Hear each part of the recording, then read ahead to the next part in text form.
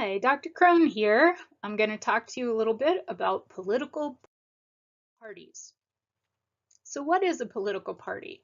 Your textbook definition is political party is an ongoing coalition of interests joined together to try to get their candidates for public office elected under a common label. And I've highlighted the words in this definition that I think are important to understanding political parties.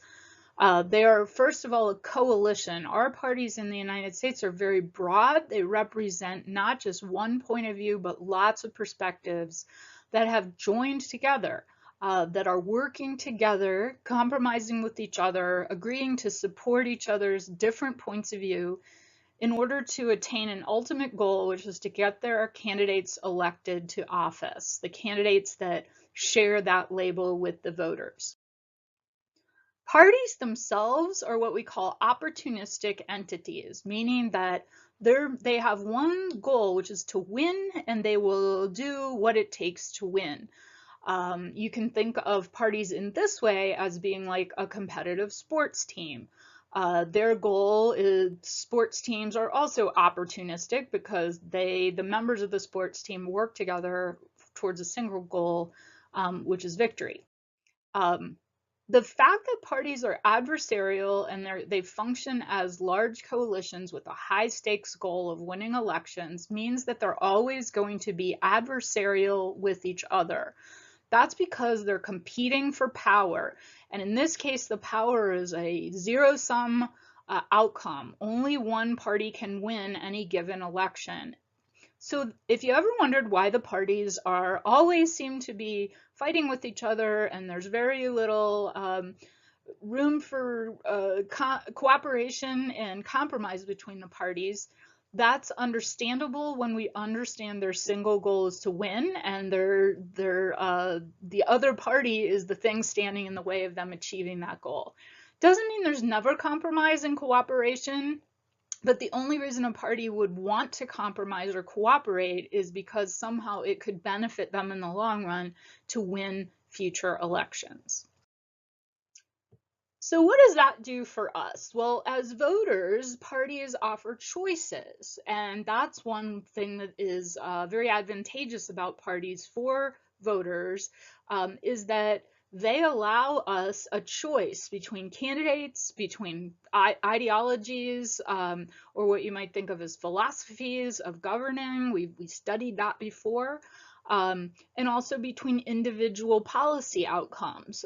We can choose which policies are important to us and which, say, abortion is an important policy to you.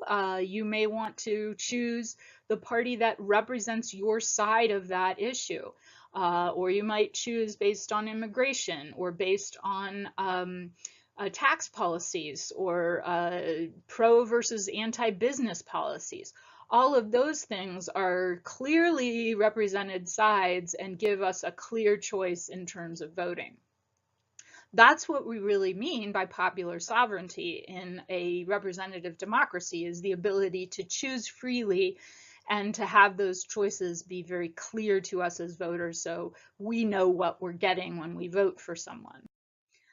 Parties additionally provide a really important opportunity for citizens, which is they provide for what we call collective action.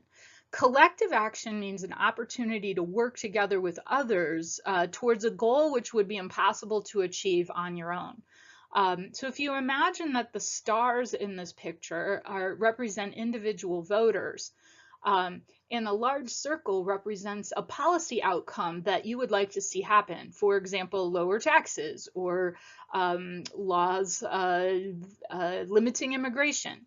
Those things are almost impossible to achieve as an individual. Your only choice is to try to write to your member of Congress, and even if your member of Congress is influenced by that, they only are one among 535 other members.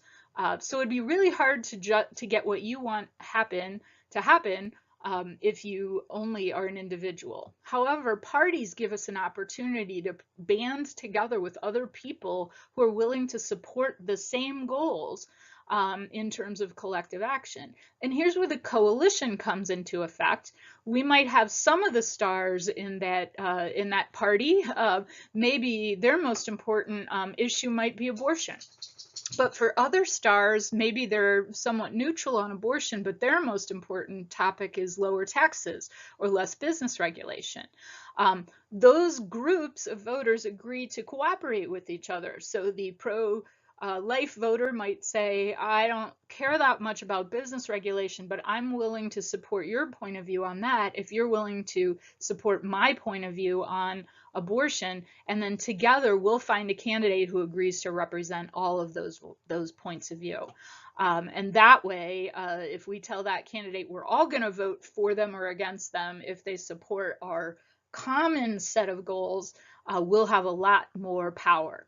And that's what we mean by collective action. Next week, we'll look at interest groups, and they provide another opportunity for collective action.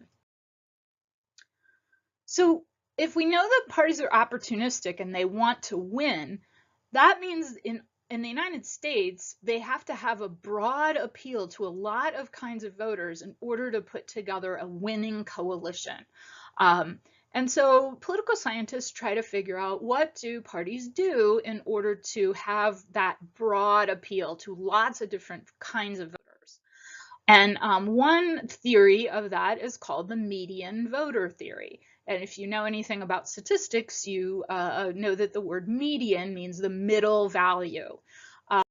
So the median voter theory is a way of trying to predict what parties will do based on an assumption that they're all going to try to attract the median voter, the one who's in the middle. And assuming that means that we have, or to conclude that, we need to have some assumptions. One of the assumptions of this theory is that the majority of voters are moderate, centrist voters, people who prefer a middle of the road type of outcome. We may hear loud voices on the extremes, but this theory says the majority is right smack in the middle. We also have to assume that voters are logical, rational people who will tend to vote for the party that's closest to them on their ideology, meaning that the majority of voters are going to vote for a party that's more moderate or centrist. And then we have to assume, kind of from both of those put together, we can kind of conclude really that parties that are too extreme will lose too many voters to win the election, and so therefore parties who try to appeal to, both parties will try to appeal to the median voter or the center of the ideological spectrum. This is another way of showing that the median voter theory. Here we have along the bottom axis, the x-axis, we can see an axis of ideology from liberal to conservative. And right in the middle of that is the median, which is, we're going to call that voter Fred.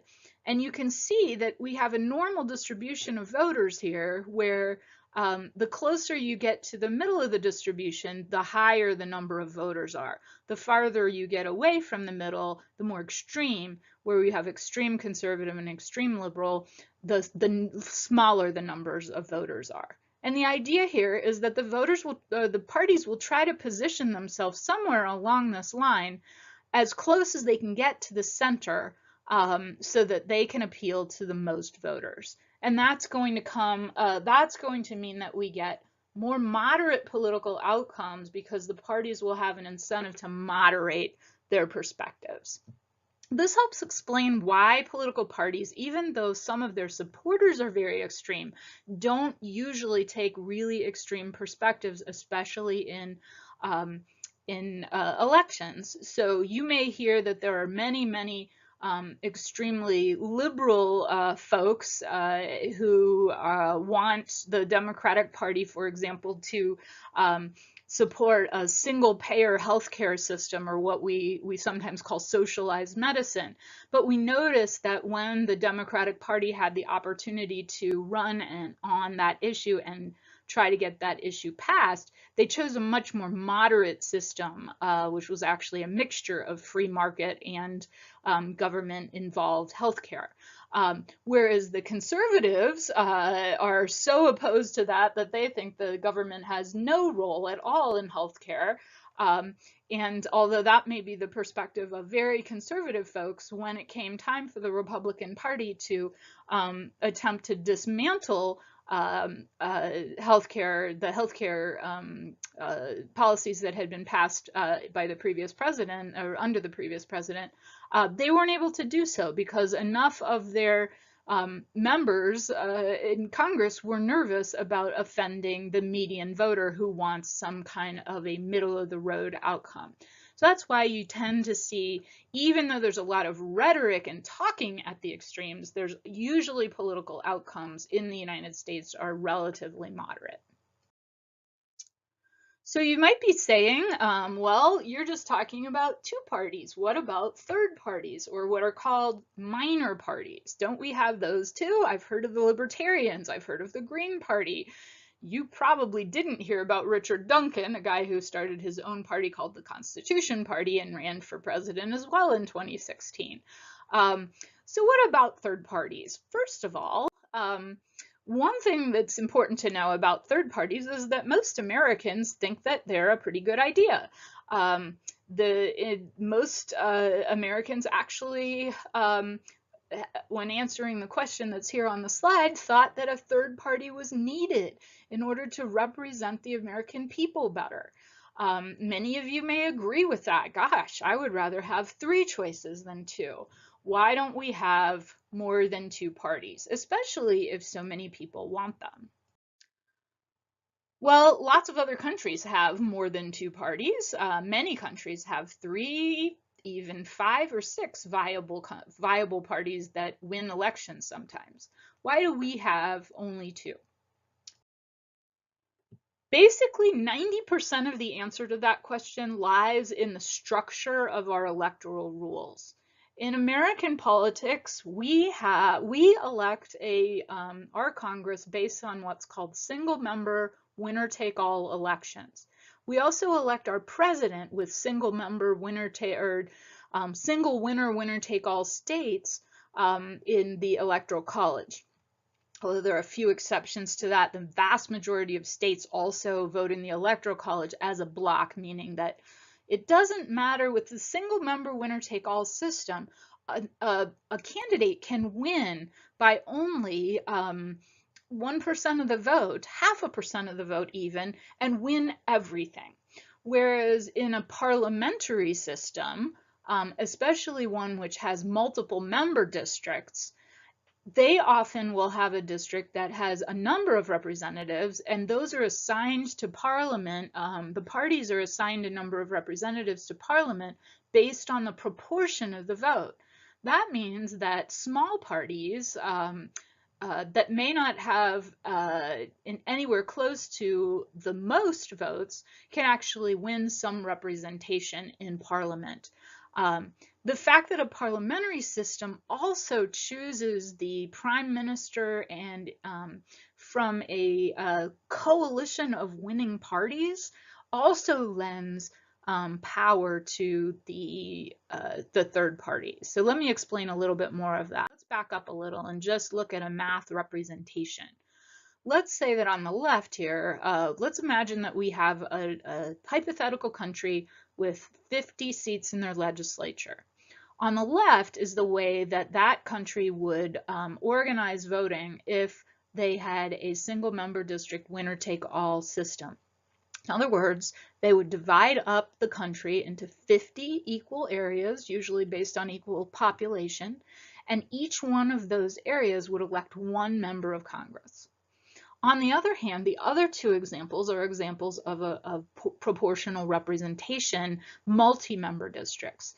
If a country chose to have that system, they might divide up the country into 10 geographial areas, which each were going to elect 5 representatives, or even only 5 areas, and each of them would elect 10. Then what the country would do if it was proportional representation would be to have voters vote based on the party they preferred.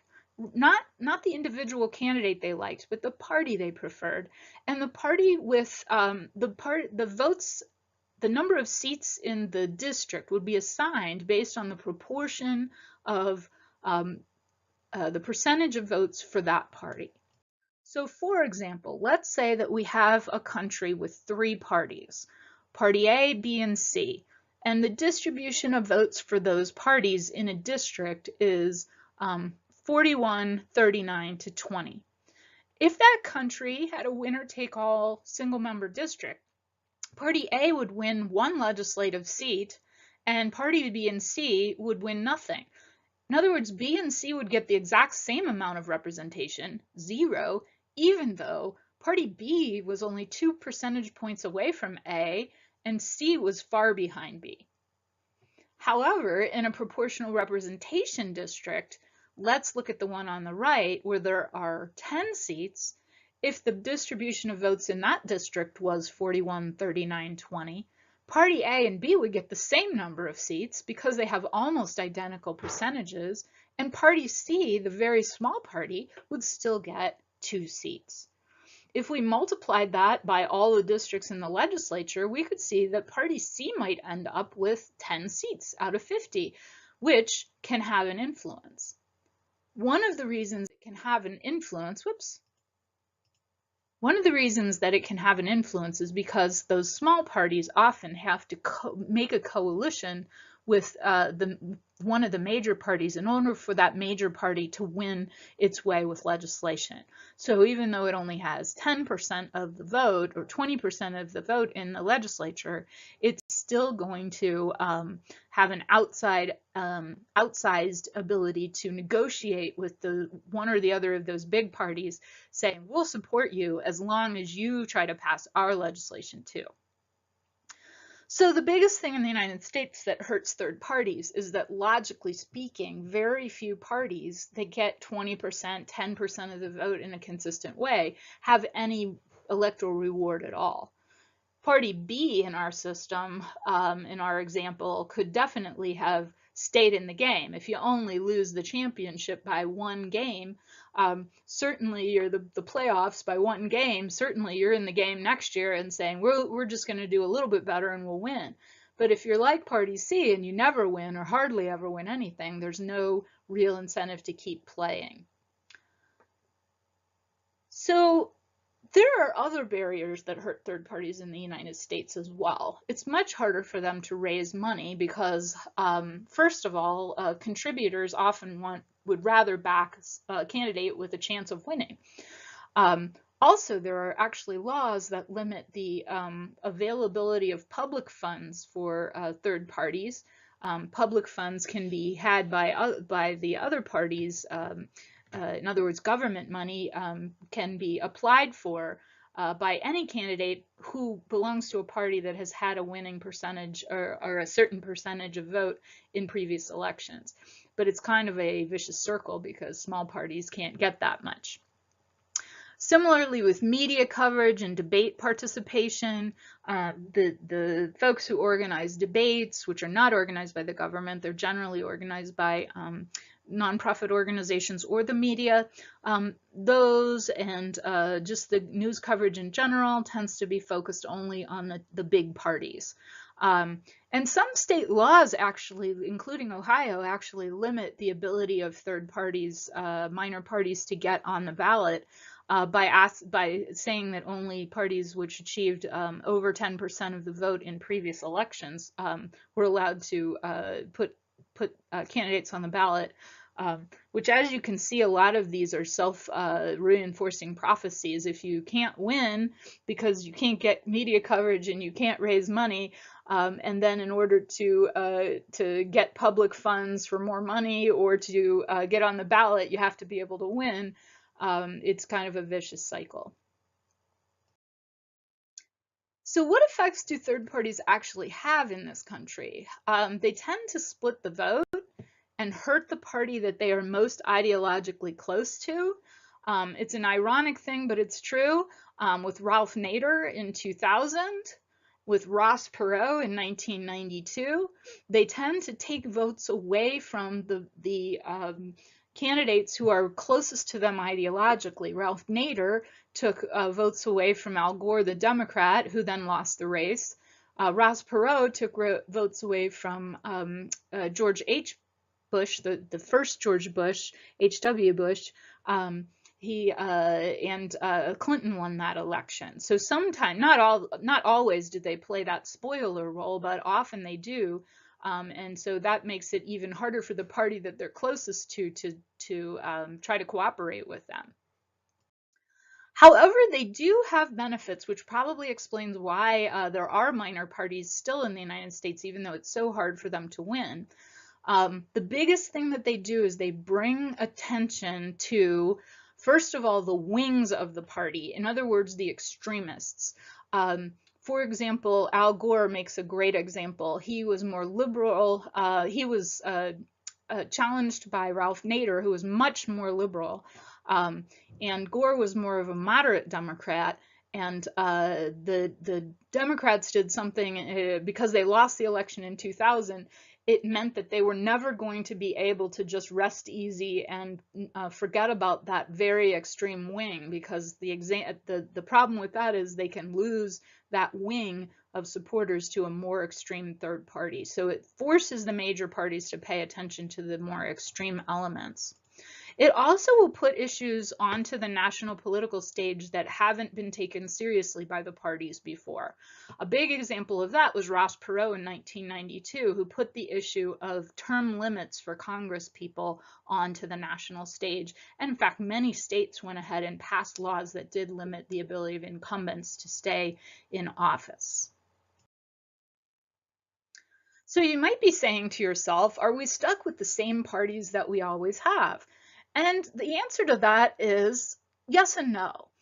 Two things could change in the party system. For one thing, which two parties dominate can change.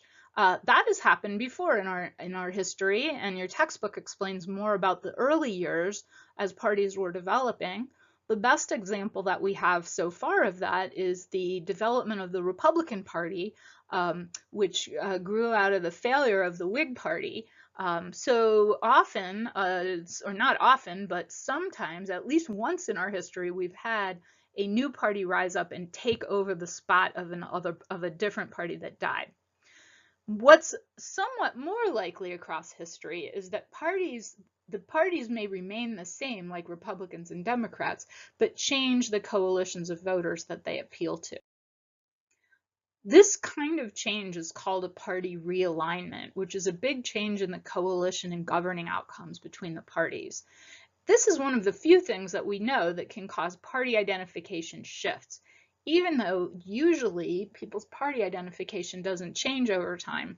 When the parties make big, huge changes that affect the coalitions and the ongoing alignment of the parties, then they will often switch. However, these are rare. They've only happened, they only happen maybe once or two or three times a century. You have to have a lot of things come together. First of all, there has to be the growth of a new, powerful, divisive issue that wasn't a big problem before that becomes something that parties can't ignore, like slavery in 1860, or the rise of the capitalist class in 1896, or the Great Depression in 1932. Then you also have to have an important election when groups of voters switch from one to another party. In 1860, white Southerners were universally Democrats, and Northerners were where the strength of the Republican Party lay. That switched 120 years later in the 1980 election, when white Southerners left the Democratic Party and started to support the Republican candidate, which was Ronald Reagan. And today we think of the Republicans as being the party of the white South. African Americans also switched their loyalty as well. African Americans since 1860, to the extent they were able to vote, which they often were prevented from voting legally, But to the extent they were able to vote throughout the 1900s, were supporters of the Democratic Party until the mid-1960s, when the National Democratic Party became the party of civil rights. In which case, and Republicans were also always opposing civil rights. In which case, that's when the African Americans moved to be supporters of the Democrats, which they still are today. The third thing that has to happen from a realignment is that changes have to endure. So we can't tell whether something's a realignment until we are able to look back 10, 20, even 30 years. So if you're thinking to yourself, well, Donald Trump is changing a lot of things about the Republican Party, you'd be right. Certainly in 2016, we saw that less educated white male voters left the Democrats and started voting for the Republicans. But we don't know whether that is a temporary change that was just due to Trump the candidate, or whether that's going to be an enduring change, and we can't call it a realignment until we know for sure whether it persists going forward. So a little bit about the party organizations to wrap up our discussion. The parties all have organizations. They have national organizations, the Democratic National Committee, the Republican National Committee. Each state party has an organization. So there's an Ohio Democratic Party, there's an Ohio Republican Party organization. And then generally speaking, they're usually organized along county lines as well. So for example, there's the Franklin County Democratic Party, the Franklin County Republican Party. They tend to cooperate with each other, but the most important thing to know about United States parties is that they're decentralized. That national organization doesn't have the power to tell states what to do, and the state party organizations don't really have power to tell the county parties what to do. Often county parties will endorse a different candidate than the state parties endorse. The state parties are really where a lot of the power is, but even they don't have centralized power. There's no real chain of command in the parties. And that makes them extremely democratic, or what we call grassroots organizations. Over time in the United States, party organizations have gotten to be very weak. They used to be much stronger and more able to control things like their nomination or the campaign that their candidates used. But a lot of things have contributed, especially in the last 50 to 60 years, to a weakening of the parties. The most important reason that parties are weaker than they used to be is that ever since 1972, the two parties have included primary elections, which means that voters actually choose candidates for the party to run, who's going to run under that party's name, rather than the party elites, the party organization folks, being the people who chose the candidates. Before 1972, there were parties differed in their ability to do this, and back in the 1800s, all parties used elites to choose candidates. Not only do we have primaries, but many states have open primaries where anyone can vote in that primary, whether they're a member of the party or not. All of that gives power to the people, but takes power away from the party elites to make choices. So for example, the party elites didn't really like having Donald Trump with the Republican nomination. They were afraid he wasn't going to be able to win, and if they had gotten to choose a candidate, they certainly would have chosen someone different.